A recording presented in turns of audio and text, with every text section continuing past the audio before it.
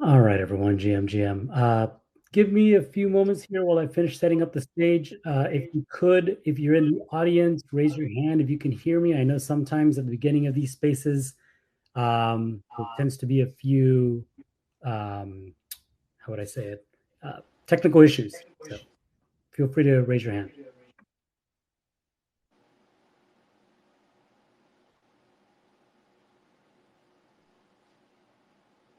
Cool. I see a couple of hands being, okay, cool. Everybody can hear me. All right. We'll get this started in a few moments. I'm going to try to bring more people here on stage.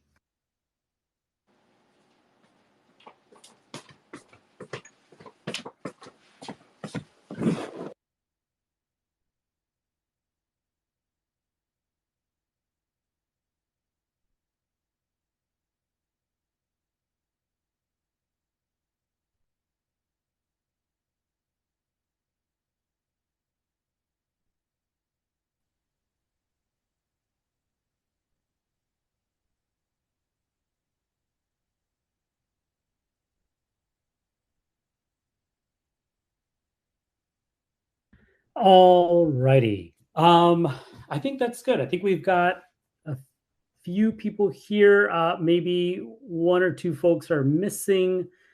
I believe we're still expecting someone from TBD, but for the most part, I think that's it. I've made Polaris co-host because I'm tuning in from my personal account on my desktop, and well, co-hosting is not really very functional from desktop browsers. So, Polaris, if you wouldn't mind, if you see any hands raised from any of the brand accounts, we should be having Polygon ID up here, Trinsic, TBD, and Decentralized Identity Foundation. I think for the most part, we have the representatives up here already, but yeah, help me out if you would mind bringing people onto the stage. Yeah, and I'm joining through my personal account, but I also have the DIF account open as a listener. So I don't know if you want to make that DIF account a speaker, but whatever works for you. Yeah, no, we can, either one works. Really just having the brand account up here, I think helps for visibility. We can definitely make it a speaker. I can send an invitation and we can just mute that account so that you can speak from your personal one. But thank you. I appreciate you inviting it to this space and we can get started.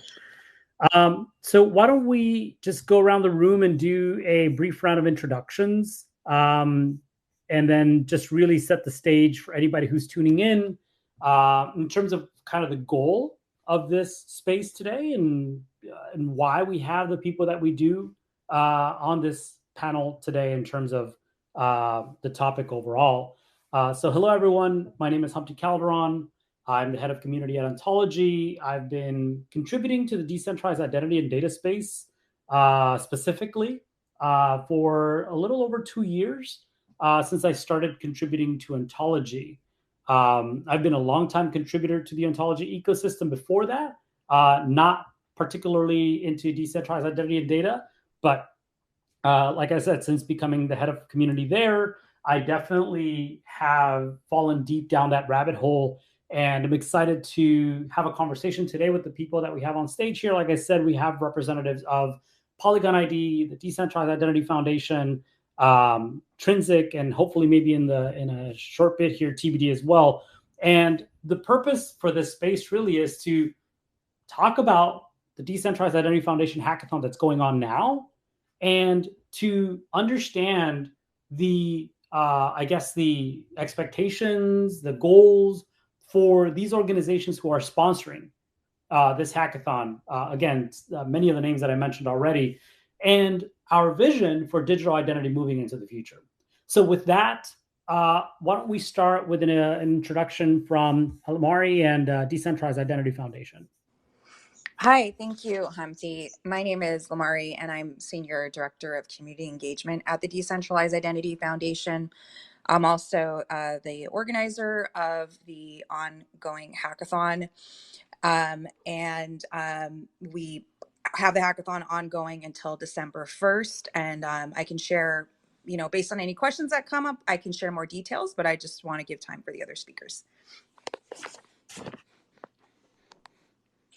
That's great. Thank you. And, I think as we go as well, if anybody has any posts here that they want to pin onto the stage, everyone who's a speaker should be able to post these and pin them on this space. I think that's useful for anybody in the audience who's tuning in and wants to follow up more with what each of these different projects are doing, and specifically as it relates to the Decentralized Identity Foundation Hackathon. So thank you, Lamari, for that introduction. Why don't we go to my right? Next up is Otto. Why don't you give a brief introduction to yourself and Polygon ID, please? Yes, thank you, Humpty. Yeah, appreciate the opportunity to be here. My name is Otto Mora. I'm the America's tech sales lead for Polygon ID. Also, yeah, we're very excited to be sponsoring this DIF hackathon and promoting the adoption of verifiable credentials across the the ecosystem. And yeah, Polygon ID is a set of tools for developers that they can use to facilitate these trusted, secure relationships. Our focus is on privacy, so we use zero-knowledge proofs to maximize users' privacy as opposed to revealing the full credential. But yeah, we'll get into the details of that later on. And yeah, just thank you for the invite, and glad to share the stage with everybody else. Yeah, thank you so much for taking the invitation. I know that everybody's got a very busy schedule. And certainly I'm grateful for all of the different brands that are represented here, because there's something I've said here before on these spaces, and that is digital identity is a very complex problem. And so it requires a lot of different minds and perspectives to come together and work on solutions to be able to solve for digital identity. So I think that it's a great example to see so many of us here on this panel working on this problem, but of course, maybe doing so in different ways. Next up is Trinsic, and I believe it's Zach behind that account. How are you doing? I'm doing well. Thanks for having me, Humpty. Thanks for tuning in, everybody. My name is Zach Jones. I'm behind the Trinsic account here. I'm the director of marketing. And yeah, Trinsic is a platform for people to get started with verifiable credentials, digital wallets. It's a developer platform, but you can also get started in kind of a no-code environment where you can define credentials and issue them and view them in a white label wallet, kind of add them to Apple Wallet, Google Wallet. It's just basically get people playing around with verifiable credentials, understanding how things work. And then, we're excited about the DIF hackathon because we see there's a lot of valuable data out there in the world that we can put in the hands of users at some level. So that's kind of what we're excited about is seeing people build different integrations where you can start to get valuable data from anywhere around the web, put that in a credential and hand it over to a user in a digital wallet and kind of see what possibilities can be created there. So that's just a quick intro, and yeah, thanks for having me. Yeah, and thank you again for coming up here. I would say Trinsic is probably one of those brands that I first learned about when I was trying to tool up in my decentralized identity knowledge. So I know that y'all have been doing some great work for some time. Now we have Andor. Andor, would you mind? I believe you're also with the Decentralized Identity Foundation. Would you mind just giving a brief introduction to yourself, your work at the DIF? Yeah, thank you, Humpty, and really appreciate being here. So quickly, I'm here as a representative of DIF. I chair the technical steering committee. So any questions you have related to technical specifications, some of the work we do at DIF, I'm happy to help and support also Lamari here at this call. So again, some of the great work happening on the hackathon and our sponsors. So really appreciate being here, and thank you all for the time, and hope you get something out of this. Amazing. Thank you. And, not to ignore my colleague here, Polaris. He's been a longtime contributor, like myself here, to Ontology and really building up these spaces. So I don't know, Polaris, did you want to give a few words here in terms of what you're looking forward to learning in this space? Thanks, Humpty, and welcome everyone. My name is Polaris, and I'm just a blockchain enthusiast, who's been contributing onto this space for a while now. I've been contributing towards the ontology ecosystem, uh, where I've leveraged my passion and expertise from a business background to foster growth and innovation and learn personally. Beyond that, I've been actively involved in a lot of NFT and DeFi protocols and have kind of like developed a good understanding towards, um, you know, what the needs and demands of this space are.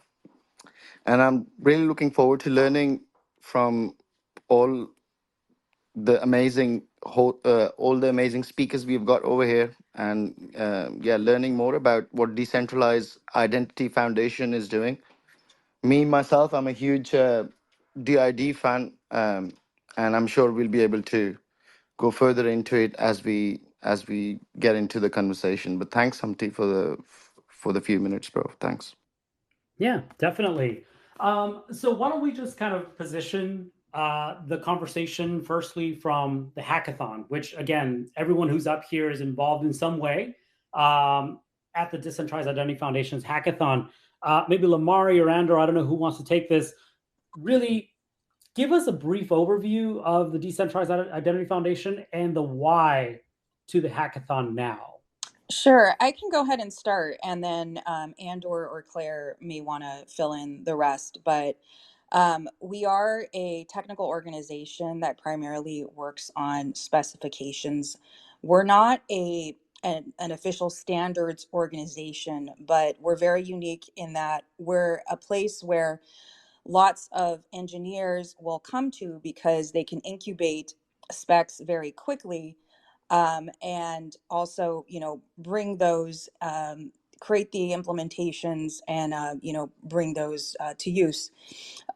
So we never had a developer community side of diff really that was like very strong.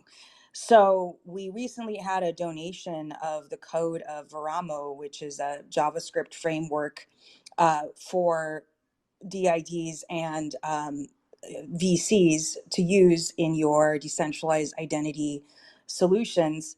And now we will be having more developers around us.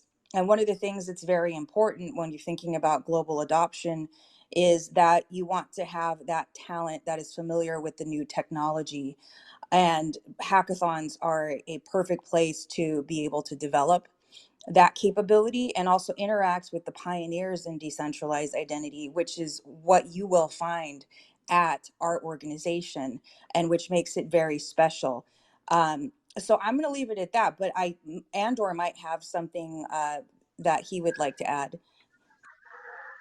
I think, Lamar, you put it great. I think the one thing I'd just say is that within each of these organizations, you'll find that there's a lot of specialty in particular technologies, and DIF is a birthplace of a lot of these sort of pieces of tech. So you'll hear a lot of terms like maybe DIDCOM on top of verified credentials, if that's something new to you, and decentralized identifiers. You'll hear terms like DIDCOM, like decentralized web nodes. Those are all things that are built in DIF. And so again, there's quite a bit of specs that have been established at DIF. Too much to explain in like 30 seconds, but it's a community full of developers just trying to solve decentralized identity problems. And I think, Lamar, you put the rest pretty well. So I'm just going to leave it at that. Well, yeah, thank you so much for that. You mentioned one thing here, and even as a decentralized identity enthusiast developer, I think at the very beginning, there was some confusion for me. So maybe there's people in the audience who feel similarly. Could you explain to the audience what's the difference between DIF and the W3C? I think you've already said it with Lamari in your introduction or the brief overview of Decentralized Identity Foundation. But just to make it very clear, these are two different bodies. What's the difference between them? Yeah, so they're an official standards organization. So we, like, for example, the DID spec, so decentralized identifiers and verifiable credentials, those were not incubated at the Decentralized Identity Foundation. However, a lot of our members were involved in those working groups in the creation of the VC data model and the DID core spec. We are different. At DIF, we're smaller. But things may move a little more quickly. And we don't claim to be a standards bodies, but some of our work items do go to standards bodies where it makes sense. For example, we have a work item known as the BBS signature scheme, which is now on a standards track at the IETF, and all that work started at the DIF. So that it's really sort of like a hub for a quick incubation of decentralized identity specs that may go on to become standards. So I hope that helps to sort of clarify. It does, absolutely. And I think the reason why I was asking for clarification is specifically the reason that there may be some overlap between people who are members of one and contributors to the other. So I appreciate you having explained that. Now, I'd really like to go to the rest of the panelists here now and talk a little bit about their involvement with Decentralized Identity Foundation. And we had just coming up to the stage a few moments ago, so maybe this is a good opportunity to have them give an introduction to themselves, but also to TBD's contributions and membership at the Decentralized Identity Foundation and participation at the hackathon. I believe it's Rizel or Rizel. Apologies if I'm mispronouncing it.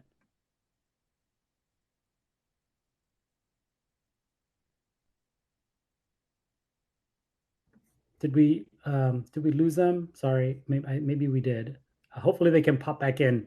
I've also extended invitations to Claire to come up to the stage. So if you're able, please do. Would love to have you up here. Maybe we can ask Otto then from Polygon ID while we wait for Rizel to jump back onto the stage.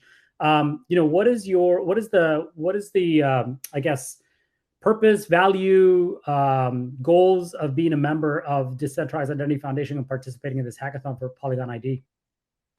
Yeah, definitely. For us, I think it's working together with the industry actors to promote adoption of verifiable credentials and kind of aligning on what are the standards, what are the formats to be used. It's a great forum for us to discuss, things such as DIDCOM, which is something that we've adapted into our protocol. We have a flavor of DIDCOM called Ident3Com, and things of the like. I think, even for things such as agreeing on what should an identity schema look like for KYC, things of that nature. It's a great forum for us to exchange these sorts of ideas and have folks that we can collaborate with. The big thing for us in this hackathon is sort of driving adoption of standards.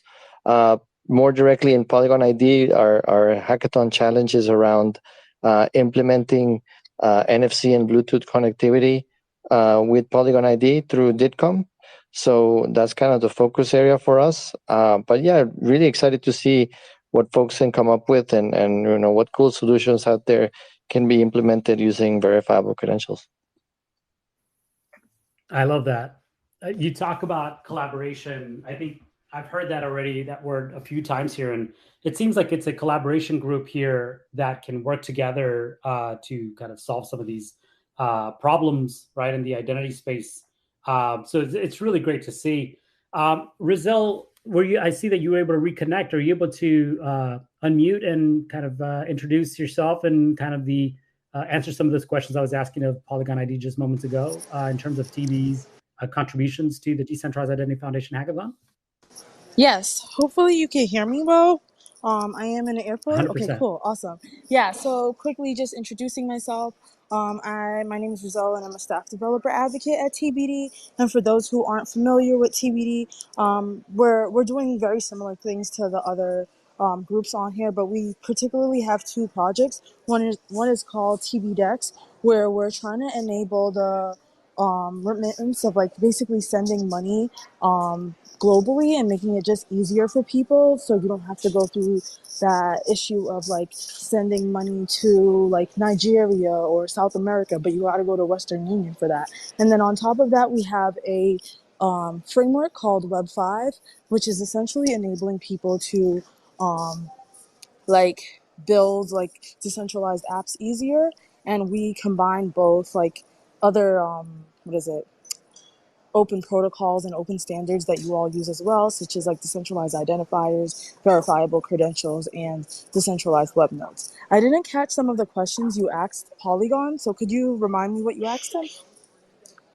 Yeah, absolutely. The question that I was asking of them, and I think I just want to go around and get some brief responses from everyone too, is what are the goals of TBD in this case to be a member of the Decentralized Identity Foundation and to participate in this hackathon? Gotcha. Being a member of like the Decentralized Foundation, Identity Foundation, basically we know that we're all kind of like what people were saying around collaboration. We know that we're all working towards a very similar goal. So rather than like working separately, we want to work together to reach those goals and learn from each other. Because maybe there's one way that you all solve the problem that we didn't think of. And then in terms of the hackathon, I think it's a great opportunity for us to like see who else is working in the community. And we want to, our team is still very new. Our applications and use cases that we have are still very new. So we want to tap into the community and see like what they're thinking of, how they can build with it, and how we can better support them and what they're missing. Yeah, I love that. Trinsic, would you mind doing the same, or Zach, I should say, would you mind doing the same in terms of like Trinsic's kind of role and outlook in terms of both its membership and participation in the hackathon? Yeah, definitely. So I think that one of the things when you're first learning about decentralized identity and verifiable credentials, it's like this blank canvas, right? Like a verifiable credential is just a data container. And like the next question is like, what goes in the container? And the answer is anything could go in the container. So when that's kind of like your first exposure, you're not really sure, like, okay, what are like the real use cases here? What does this look like? Like, how does this help me? Like, how does this improve my life, right? So I think that Trinsic's motivation here is let's see some like real life integrations where, you know, some of the prompts that we put in our kind of submission ideas were like the end of the year, everybody has their Spotify wrapped. And Spotify tells you that you're in the, you know, top 1% listenership for some artist that you really like. Now, what if that artist could reward you for being in the top 1%? They could give you some discount to a show or something. Well, right now that's not really possible because they can't access that data, right? It's locked up kind of in the Spotify ecosystem.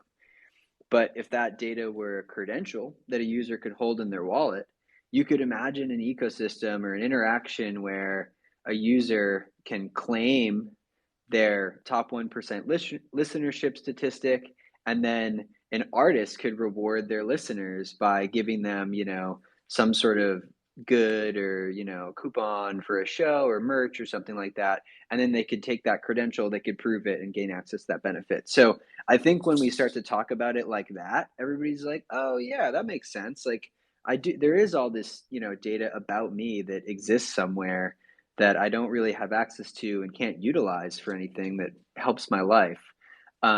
So yeah, that's kind of our goal and our motivation is to see different teams, you know, build integrations and just tell some stories, show some demos about why this technology is really helpful to people because we know it is, right? But yeah, it takes those demos and everything to show. So yeah, that's our hope. Yeah, thanks, Zach. And I think you segued nicely there into my next question. That was going to be, you know, what are some of these challenges that we're extending out there?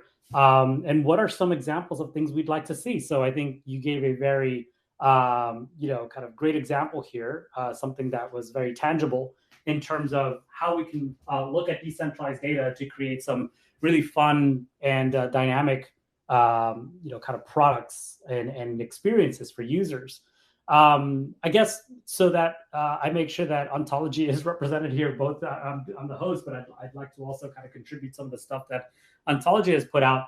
The challenge is very simple. You know, I think, you know, if you look at the breadth of products that ontology has created over the course of, you know, gosh, 6 years, as far back as 2017, when it first joined the Decentralized Identity Foundation, it's quite broad and deep. right? So it's created kind of its its version of DID with OnSID, its own iteration of that, I should say, and then it's created reputation credentials both for DeFi and DAOs with OScore and with Orange Protocol, of which the latter I was heavily involved in its development last year, and a wallet that allows for you to easily create a decentralized identity, as easy as creating a wallet for those of us who are in the Web3 space. So, it is about how can we extend that product experience.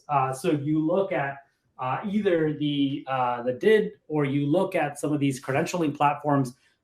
Are there any interesting, fun user experiences that you can create leveraging this technology, whether it be as a dApp on a wallet, using DIDs as a way of creating cross interoperable credentials, using some sort of DID and VC combination to create credentials, or even abstracting some of that information away into some sort of SVT primitive, like what Orange Protocol does.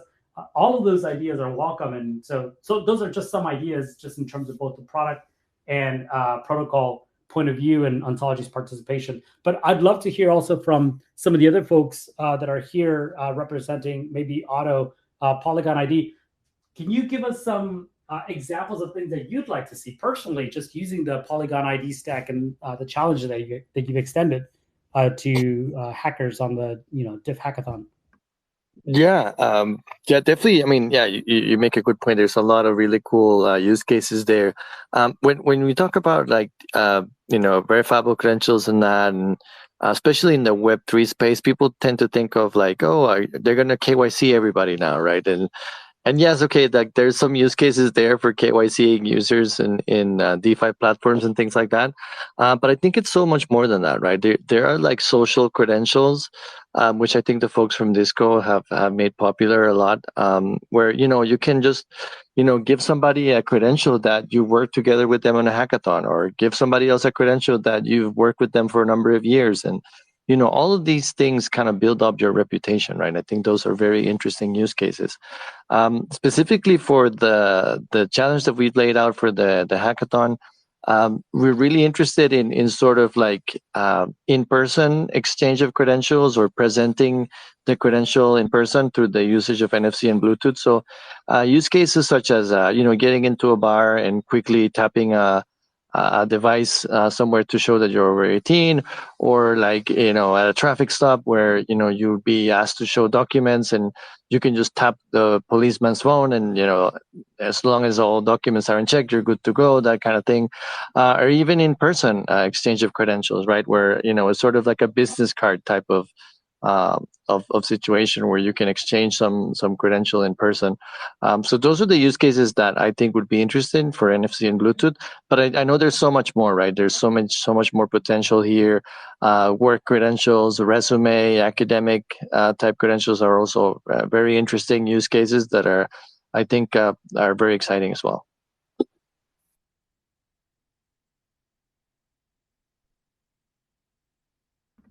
Thank you.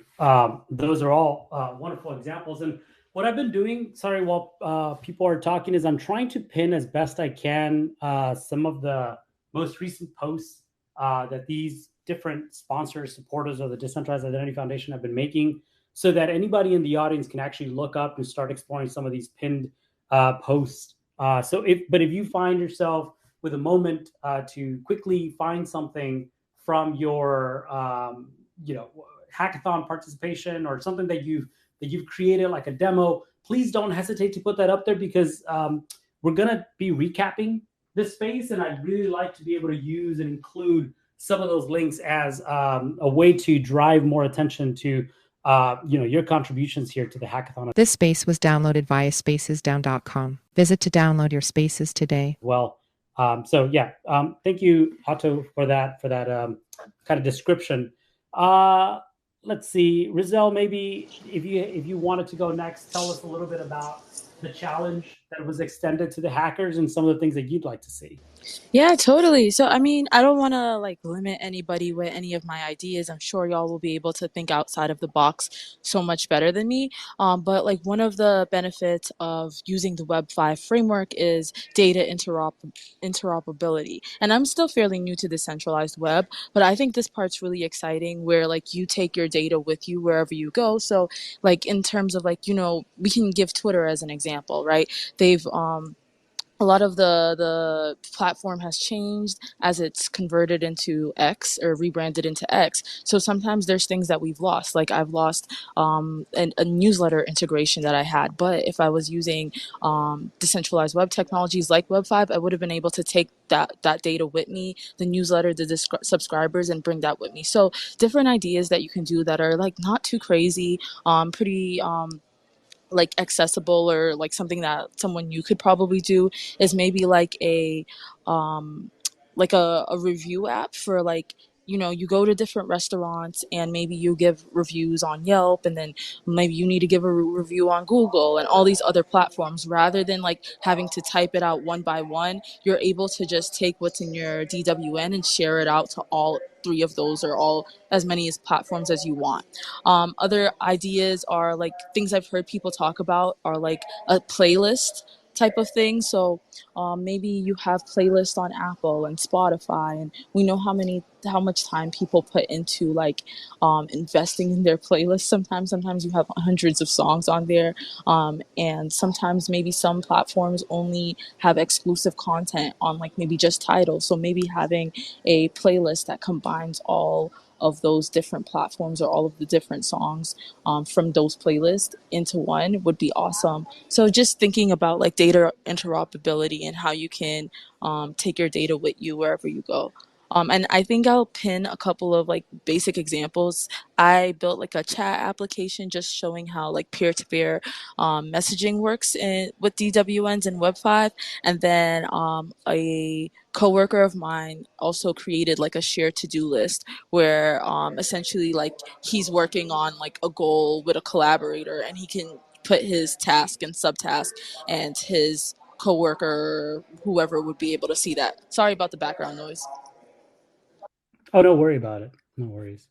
Yeah, those are all fantastic examples. And, I'm hearing here kind of some things being repeated, and I think it's for good reason. This data interoperability, data portability. I think Otto mentioned Disco, friends of mine, friends of Ontology as well. I think Evan has coined the word data backpack, right? So I really like this idea of like data portability and data interoperability, and I think that's a superpower of decentralized identity and verifiable credentials as well, obviously, in terms of what it can enable. I wonder from a technical standpoint if either Andor or Claire, who joined us up here on stage too, wanted to talk a little bit about some of the efforts that the Decentralized Identity Foundation has been making to make that more accessible. And then maybe y'all and the panelists can start thinking about something else here, because Rizal did hit on something that totally resonates with me, and that's decentralized social, comparing, the closed system of Twitter versus maybe some of the open systems like of Lens and Farcaster, which I'd love to kind of see if anybody has an opinion on. So, Andor, did you want to take that? Yeah, I can take that. So we have a number of working groups at DIF. I'll try to kind of keep this condensed, but in terms of just working directly with identifiers, there's a working group called ID Working Group, and you might have heard of the Universal Resolver. How do you resolve a DID? It's a non-production but useful way to play around with different types of DID methods, and that's actually there's also a few other services that the ID Working Group has generated. Another one called DID-lint. It's really helpful for the base layer of sort of how you interact with DIDs. You guys have heard a little bit about decentralized web nodes. I helped co-chair that one. And that one's related to basically how you store your data securely. DIDCOM is another really great example of an item that we continue to work on at DIF, which is basically a really cool technology around how you share messages across securely using a protocol, basically. Then you have some more bare level sort of transports, or not transports, but specifications around data schemes. One would be, for example, we have this specification called presentation exchange. So if you want to, for example, ask for a credential and then share that credential in a transfer agnostic way, a presentation exchange is that specification to do that. So we basically build things on top of the basic layers of decentralized identifiers and verifiable credentials, and do it in a way where, hopefully everybody else can contribute to it, add onto the specs, and then, strengthen them so that they can be eventually moved over to standards organizations. But that's some of the work we're doing here. If anybody is interested in a specific working item, I'm happy to explain it in more detail. But that's kind of like the overview. A lot of the energy is going right now into a lot of those working items. That's wonderful. Claire, did you want to add anything here? I want to make sure that we give you space here since you're up here and have volunteered your time to participate. And since we haven't heard from you yet, maybe just a brief introduction as well.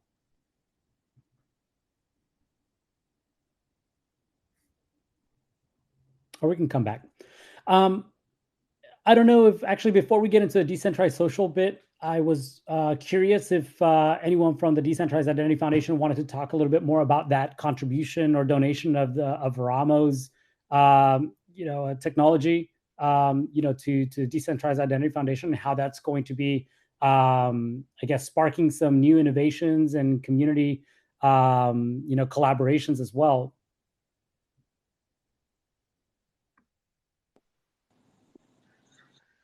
Do you want to take this one, Mario, or do you want me to? It's up to you. Yeah, you would be best to go through it. I was hoping Claire would be able to take this one, but I think because Andor is more in the trenches on the technical side of things, he's our technical steering committee chair. I think it would be great if he can take that one up. Yeah, sure. So Veramo, basically, we're actually starting. If anybody's interested in helping contribute to the Veramo sort of repos. The cool news is we just brought it in recently, and so we're actually trying to start a working group around the Veramo libraries. But Veramo works on top of and implements a lot of the specifications that we do at DIF. So presentation exchange, DIDCOM, verify credentials, DIDs, all those sort of components Veramo actually implements within their SDK. So I'll point out the link. Is there a place to, it's actually my first time using Spaces. Is there a place to put links here? Because I can add it to the comments. 1 second. Yeah, you can do it one of both ways. You can just drop it in the comments of this space. So there should be like a little comment bubble at the bottom right of it. Or you can go to the actual post and click the little 3 buttons and then, or share button, excuse me, and then you share it to the actual space, which should be at the top of your, pop-up window there. Okay, I've got the link. I'm just going to share it in the replies here.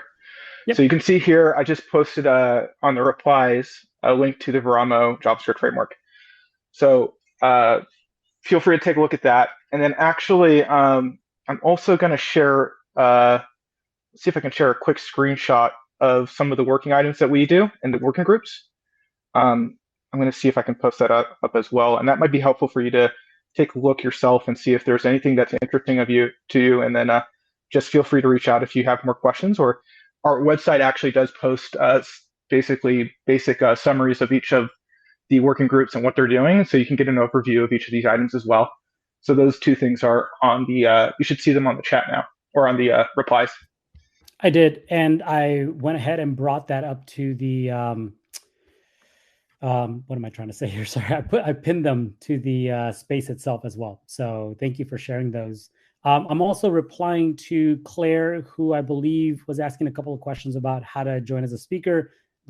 At least on my screen, Claire, you appear to be a speaker. All you need to do at this point is just unmute by clicking the microphone button, and make sure you click it again to mute yourself again afterwards. You don't want to have a hot mic.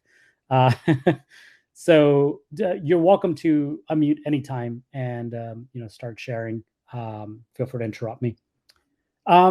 But while we go ahead and get that figured out, I would like to go back and I guess get the panelists' point of view, kind of your own vision of how decentralized social could be influenced by decentralized identity, technologies like DIDs and VCs, both in terms of its data interoperability, but also in identity management. Anybody has given this any thought, or maybe even already working on something like this? Personally, I'm a bit of a Farcaster nerd, and I've been pretty deep in that community, and I love to see the amount of development happening around that protocol. I'm curious if anybody else has had that opportunity and is exploring that as well. I can try to jump in here. I mean, I think there's a lot of really cool potential around decentralized social. I think the challenge for us in Web3 is that we think of everything as an NFT, right? And so like everything is a soulbound token or as an NFT, and then everybody can see it on chain. But like NFTs are maybe great for verifiability of the data being on chain and so on, but they're not great for privacy, right? And there would be a lot of things that I know people would want to kind of verify in their decentralized social profiles without necessarily having to reveal the full set of data, right?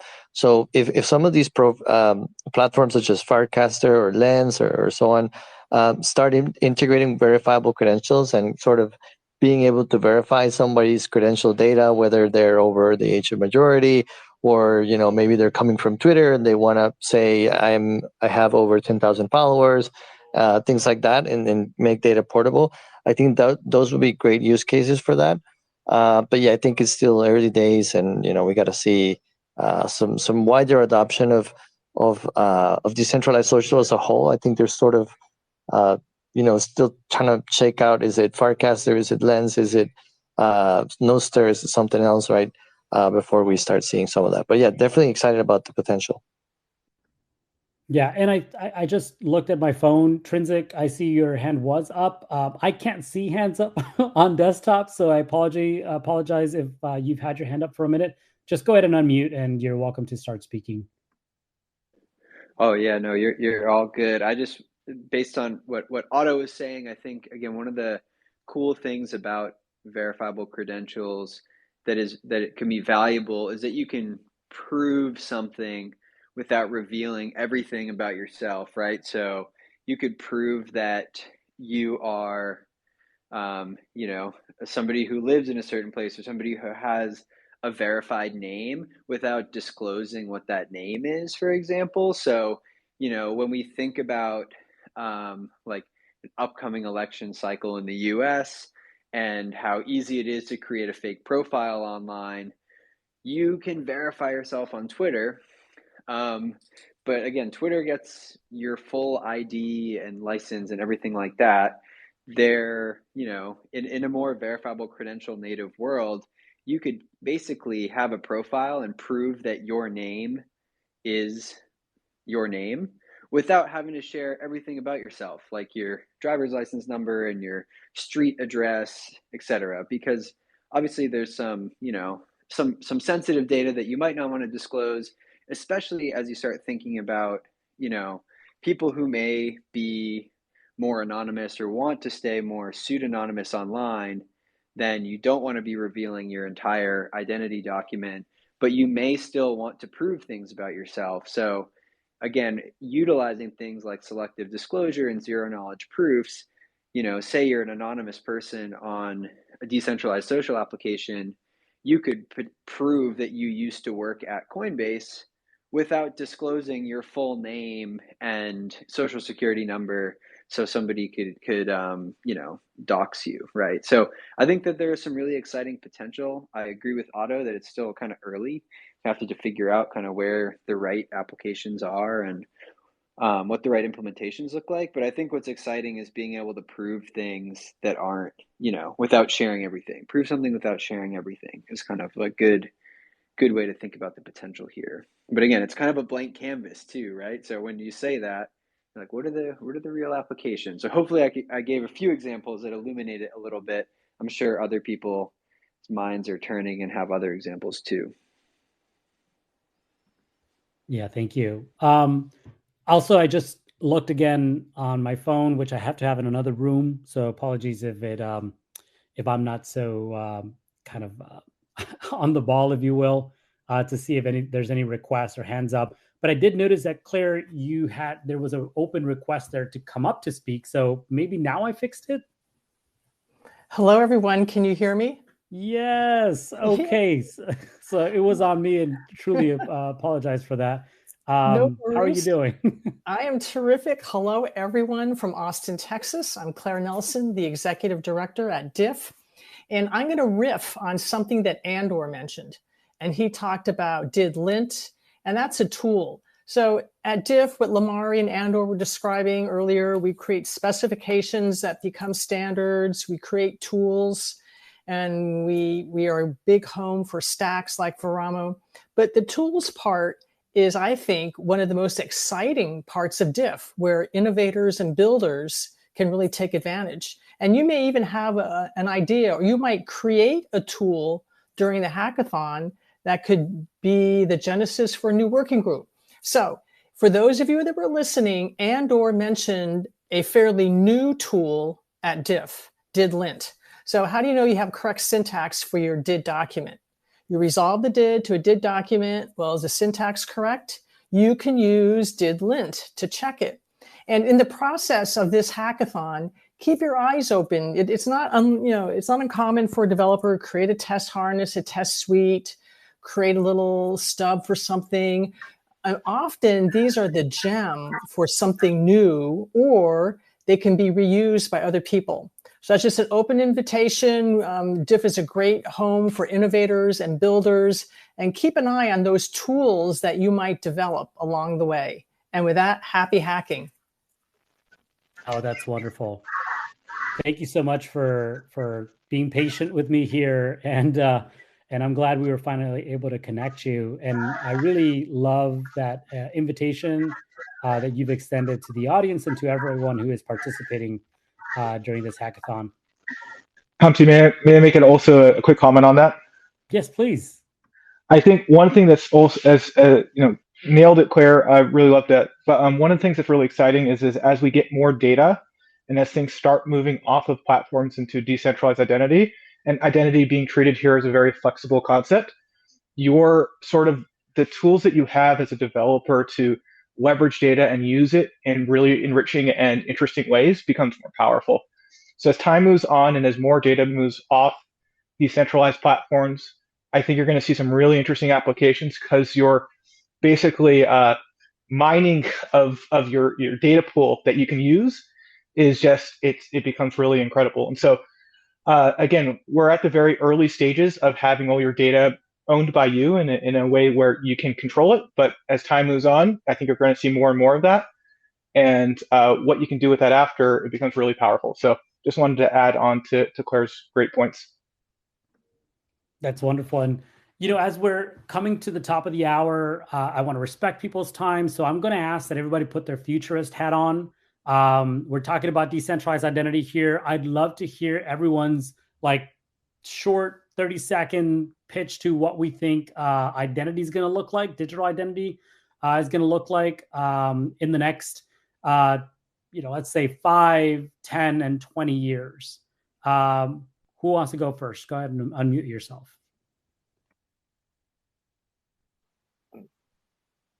I'll take a stab at it. Or Lamari, please, ladies first. Well, I was just going to say, I think this is not going to be a 5-year thing, but in 20 years, I imagine we'll be able to have a health record that stays with us from the time that we're a baby, regardless of what provider we go to, what hospital we go to, that we will be able to have data portability such that that record stays with us. And unfortunate things that happen to people because their medical record isn't complete will not be happening, or will be happening much less. So that is a major item that I think decentralized identity will address in the future. Love it. All right, Who wants to go next? I'll go next. Yeah, I mean, I fully agree with what Limari said. My vision is, I think that Apple and Google are gonna adopt verifiable credentials directly into these Google Wallet and Apple Wallet apps. And also, like, I see a lot of convergence around this idea of the data backpack or data vault or decentralized web node, as the folks from TBD have pioneered. I think there's a lot of things that'll be happening there, where you're going to be able to choose your own provider for your data backpack or data vault, and kind of move that stuff around, in a very transparent way. And I think that's an exciting feature for us, where people have more control over their personal data. That's great. Thank you. I have an addition to that. I like the sentiment and the statement around Apple, Google, etc. Well, I have a prediction. There's a sleeper among us, and the sleeper is Amazon. So Phil Winley, the great father of self-sovereign identity, went to Amazon Web Services.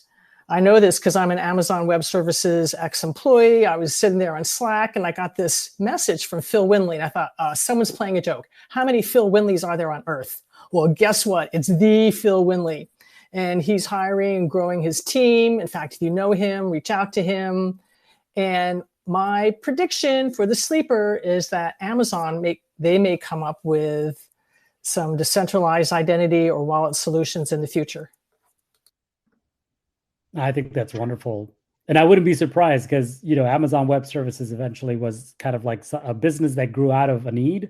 I can see how identity services would be a need for some of their other products as well. Rizal, I think you were reacting there, but did you want to go next as well? Yeah, I can go next. I definitely agree with Otto and Claire that some of the big tech giants will, provide decentralized identity services, and make it like be more like mainstream. And then like just thinking of like what Lamari was saying about like being able to take your health data with you, it made me start. I've heard other people say that too, and it made me start thinking about like other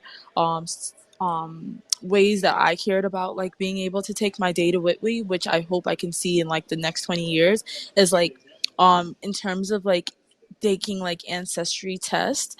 Like I really want to be able to see my like ancestry and see where I came from, but I've always heard like little like I don't know if they're rumors or truths, but that like they might use my data and it might like get somebody in my family in trouble or something like that. And I would rather be able to have all that data and be able to own it and be able to know who can like leverage it. So I think in the future, or I'm hoping very strongly in the future, that if I was able to like take an ancestry test, like decentralized web and decentralized identity and stuff like that would allow me to own that data and not let people be able to like misuse it without my like permission.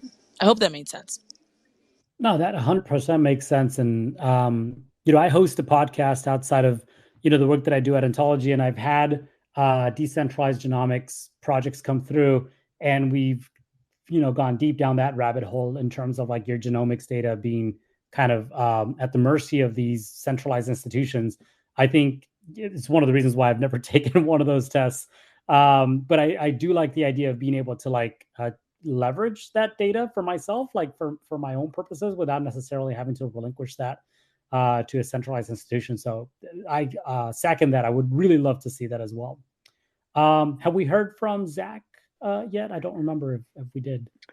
Yeah, I think, there's a lot of great things said. I think that kind of when I think about the ideal future, there's a combination of both like ease of use, right? Because people won't use technology if it makes it's way harder to adopt, but ease of use without compromising privacy. So I think that that's the hope with the adoption of decentralized identity and verifiable credentials, is that we can have all these smooth and seamless experiences, like bringing our healthcare records between providers seamlessly. Well, one way that could happen is they all just share your data and you don't know anything about it, which is kind of what happens about with your browsing activity. And there's a lot of really creepy, tracking and surveillance that just goes on without most people knowing about it. And sometimes people are honestly fine just because it makes their lives easier and more convenient. So we know that people will choose things that make their lives easier and more convenient. But the hope with all the work that we're doing here is that the things that make your lives easy and convenient also don't, you know, share boatloads of unnecessary data about yourself that other people can use against you, right? It's a kind of give you more power, more control, so that you can enter a consented relationship with how your data is being shared and used, rather than it, you know, being mined and harvested so you're being targeted for advertising. Like, isn't it crazy when you start getting ads for things and you're like, I don't even want this thing, but there's plenty of things I want. Like, I want a new shirt. Can't I just tell you guys that I want a new shirt? Why do you have to look at all my browsing history and try to decide that I might want a new shirt? It feels so like slimy, right?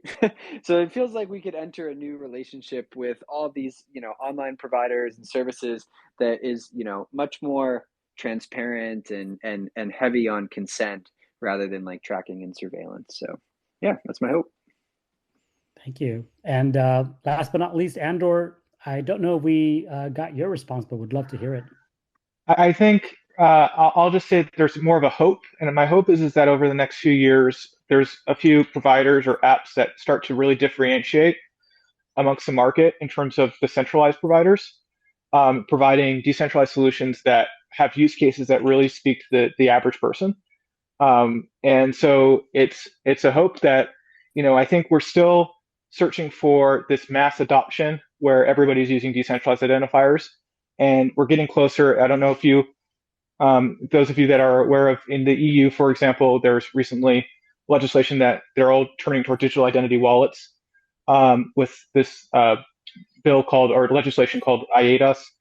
But I think that the point here is that as we start to see decentralized identity move farther, more toward the edge and actually people using it, I'm really excited to see what applications these developers build. So hopefully something comes out great out of this hackathon that becomes the next big app that people are using. And obviously the great part about decentralized identity is interoperable, so we can all attach onto that and use it as well. So that's my hope.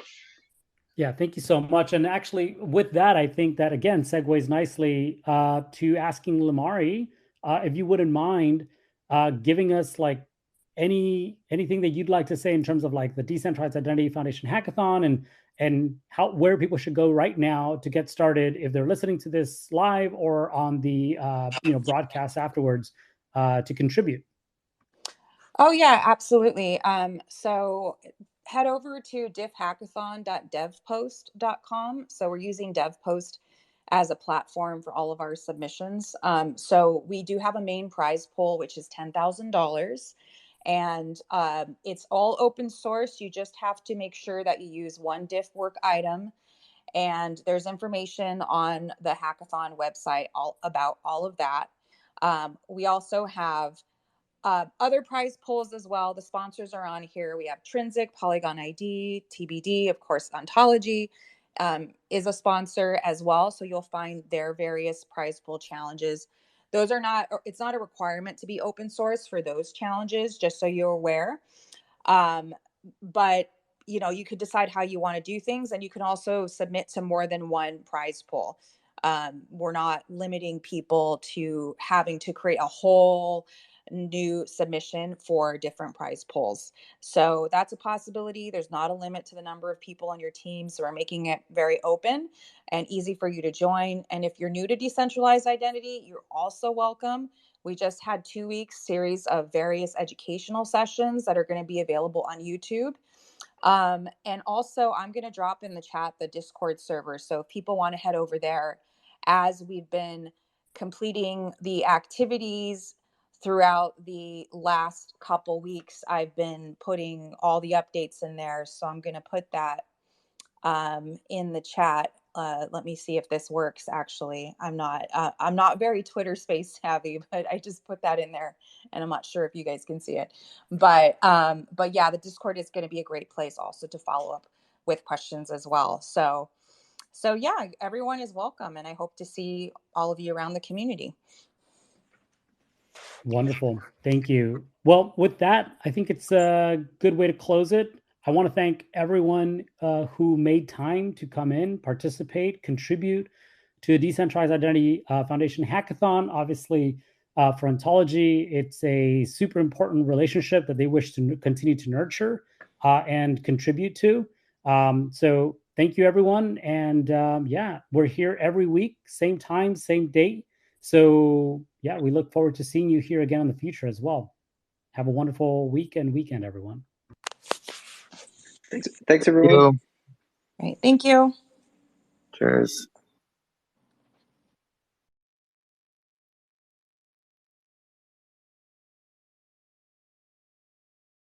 This space was downloaded via spacesdown.com. Visit to download your spaces today.